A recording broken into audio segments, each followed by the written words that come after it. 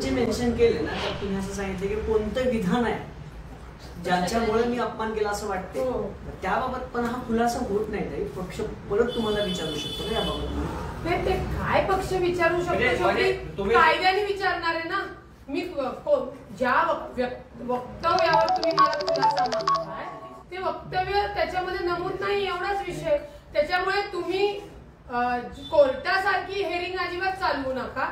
ज्या काही गोष्टी आहेत, ज्या काही मागायच्या आहेत तेही मला मागताना कायदेशीर मागणार, मीही त्यांना देताना कायदेशीर उत्तर देणार. तुम्हाला असं वाटतं का तुम्ही प्रवक्ते पदावर चांगलं काम करत होता, मात्र रुपाली चाकणकरांवर जी टीका केली त्याच्यामुळे तुमचं प्रवक्तेपद गेलं? मला तुर्तास एवढंच सांगायचंय की माझ्यावर किंवा अमोल मिटकरी भाऊंवर किंवा वैशाली ताईवर जे काही करण्यात आता आलेलं आहे त्याच्या घडामोडी 7 ते 8 महिन्यापासूनच सुरू झाल्या होत्या. आणि ठीक आहे, तो सगळा लेखाजोखा, त्या सगळ्या कुरगुड्या, त्याचे सगळे विध पुराव्यासह मी अजितदादांसमोर ठेवीन. 8 महिन्यात. ताई तुम्हाला आता दुसऱ्या पक्षाकडनं पण ऑफर आल्यात. महानगरपालिका अगदी तोंडावर आहे निवडणुका. ठाकरे गटाकडून सुषमा अंधारेंनी तुम्हाला विचारणा केल्या, शिंदेकडनं विचारणा झाले.